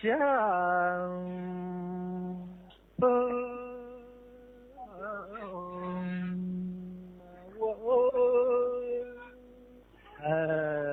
多谢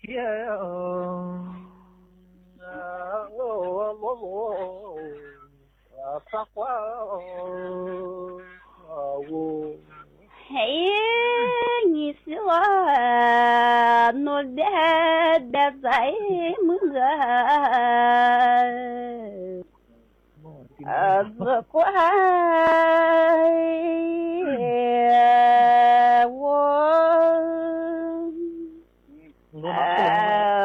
多点露露也乖我。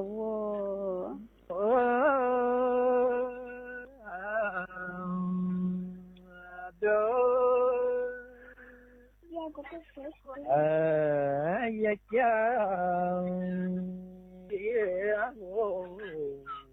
我们呀就我的那我的我的日子也过马做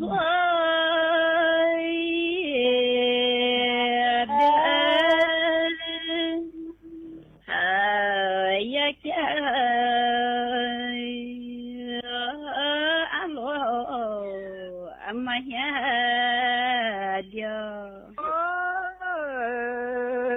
几年呢，我妈你的自家也红，哈利啦，哈利。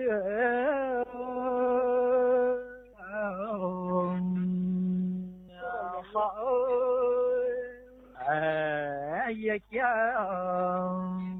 也喽，你我，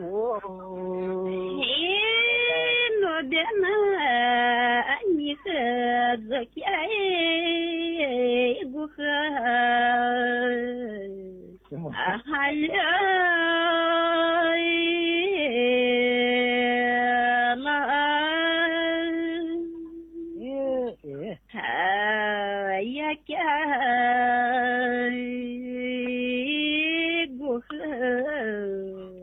是我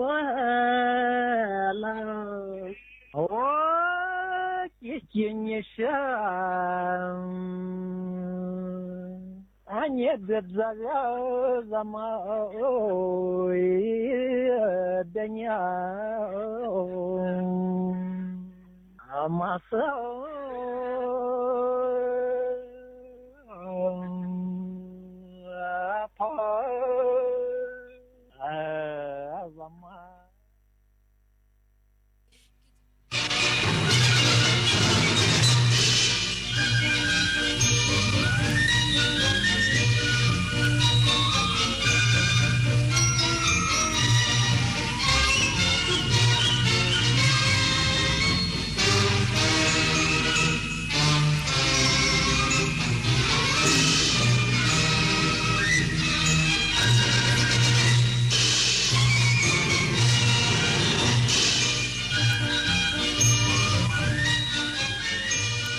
ที่นี่สถานีวิทยุกระจายเสียงแห่งประเทศไทยต่อไปเสนอข่าวซึ่งมีหัวข้อข่าวดังนี้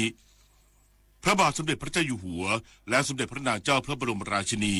เสด็จพระราชดำเนินไปทรงเปิดประชุมรัฐสภาสถานการณ์การสู้รบในภูมิภาคตะวันออกกลางยังคงตึงเครียดและมีแนวโน้มขยายวงกว้างกระทรวงการต่างประเทศได้ช่วยเหลือคนไทยในพื้นที่เสี่ยงเดินทางกลับประเทศแล้ว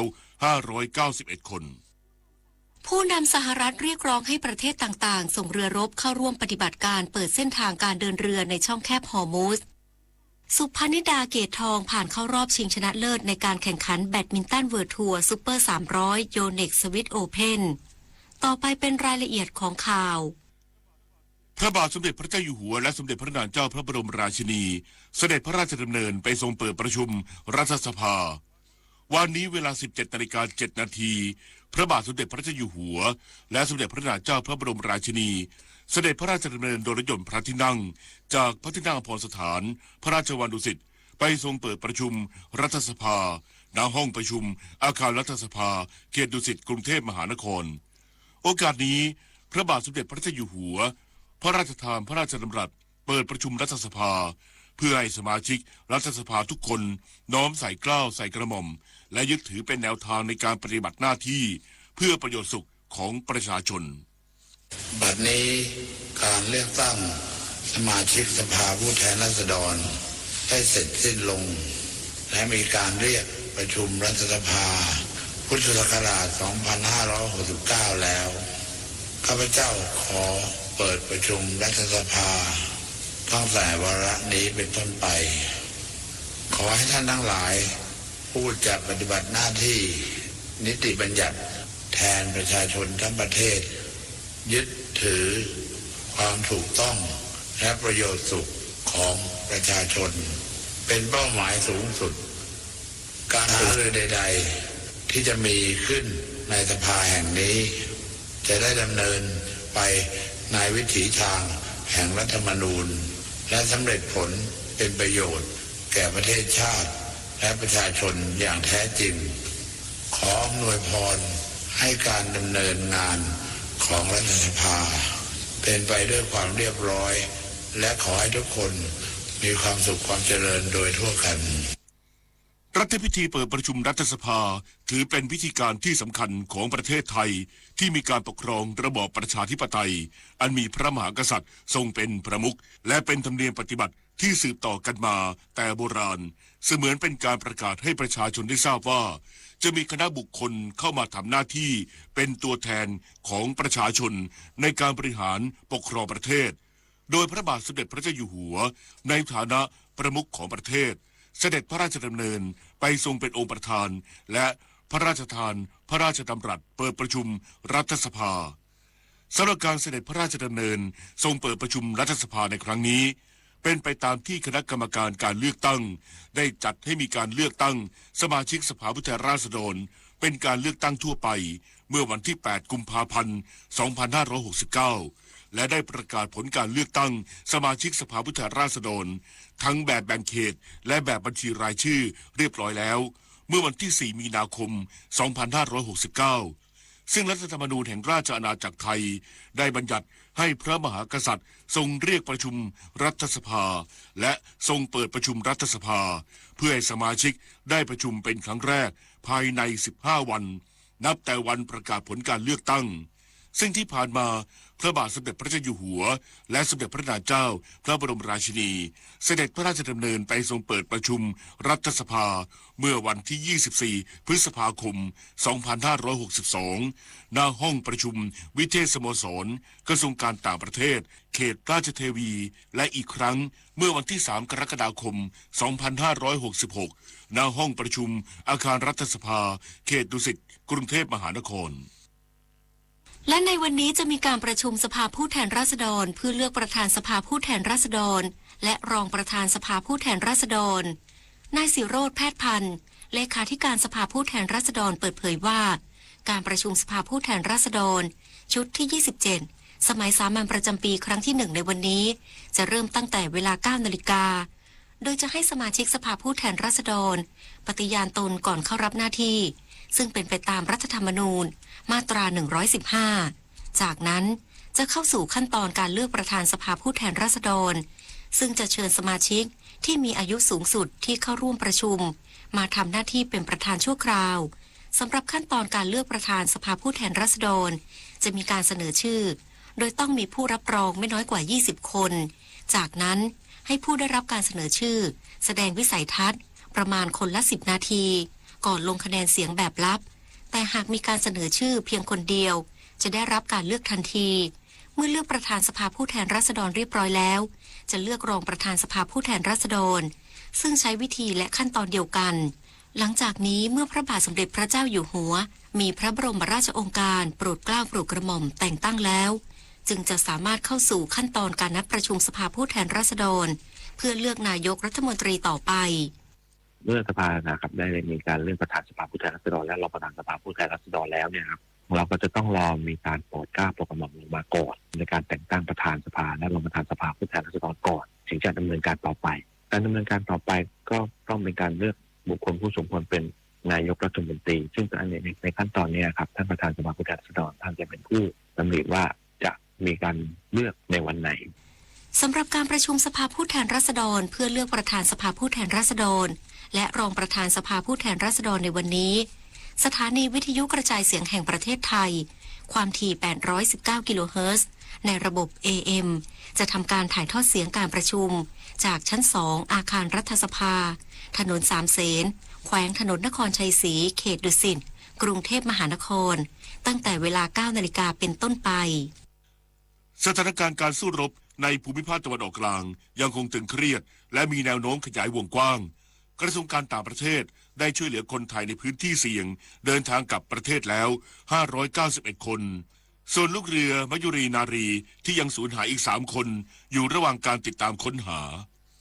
นายปานิดลปัจฉิมสวัสดิ์รักษาการอธิบดีกรมสารนิเทศและรองโฆษกกระทรวงการต่างประเทศเปิดเผยความคืบหน้าสถานการณ์การสู้รบในภูมิภาคตะวันออกกลางว่าสถานการณ์ยังคงตึงเครียดและมีแนวโน้มขยายวงกว้างซึ่งการโจมตีได้ลุกลามไปยังโครงสร้างพื้นฐานด้านพลังงานการเดินเรือและระบบไซเบอร์ที่เกี่ยวข้องกับสหรัฐอเมริกาและอิสราเอลในหลายประเทศขณะที่การสู้รบบริเวณชายแดนอิสราเอลและเลบานอนรวมถึงพื้นที่ในอิรักมีความรุนแรงเพิ่มขึ้นขอให้คนไทยในพื้นที่เสี่ยงพิจารณาเดินทางออกจากพื้นที่โดยเร็วและติดตามคำแนะนำจากสถานเอกอัครราชทูตและสถานกงสุลอย่างใกล้ชิด ขณะเดียวกันกระทรวงการต่างประเทศได้เร่งให้ความช่วยเหลือคนไทยในพื้นที่โดยลูกเรือสินค้าไทย 20 คนที่ประสบเหตุบริเวณช่องแคบฮอร์มุซได้รับหนังสือเดินทางฉุกเฉินและวีซ่าเดินทางผ่านประเทศที่เกี่ยวข้องแล้วและมีกำหนดเดินทางกลับถึงประเทศไทยในช่วงเช้าวันพรุ่งนี้ส่วนลูกเรือที่สูญหายอีก3คนยังคงอยู่ระหว่างการติดตามค้นหานอกจากนี้คนไทยกลุ่มสุดท้าย7คนจากอิหร่านได้เดินทางกลับถึงไทยอย่างปลอดภัยแล้วตั้งแต่เกิดเหตุการณ์มีคนไทยที่ได้รับความช่วยเหลือเดินทางกลับประเทศรวมทั้งสิ้น591คนสถานเอกอัครราชทูตและสถานกงสุลใหญ่ในพื้นที่ยังคงอำนวยความสะดวกดูแลและให้คำแนะนำและประสานงานกับสายการบินและมอบสิ่งของจำเป็นในการยังชีพให้กับคนไทยที่ประสงค์กลับประเทศในพื้นที่ที่ยังสามารถทำการบินได้รวมถึงช่วยประสานงานกับหน่วยงานในประเทศที่น่านฟ้ายังคงปิดอยู่เรื่องการอนุญาตเดินทางผ่านแดนเพื่อให้คนไทยสามารถเดินทางไปยังประเทศที่3เพื่อเดินทางกลับทางอากาศต่อได้ตั้งแต่เกิดเหตุการณ์มีคนไทยที่ติดค้างที่ได้รับความช่วยเหลือเพื่อออกจากประเทศในภูมิภาคตะวันออกกลางมายังประเทศไทยแล้วรวม591คน